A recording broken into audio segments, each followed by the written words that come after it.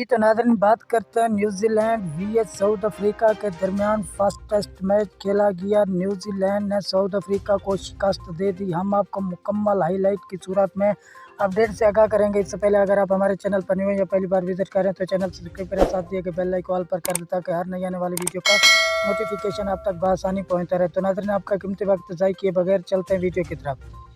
South Africa نے پہلے toss جیت کر بیٹنگ کرنے کا فیصلہ کیا۔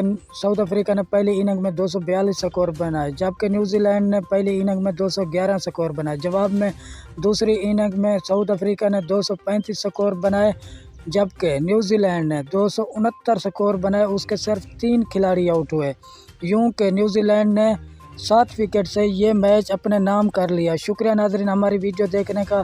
ملتے ہیں نیکسٹ ویڈیو میں، تب تک کے لیے اللہ حافظ۔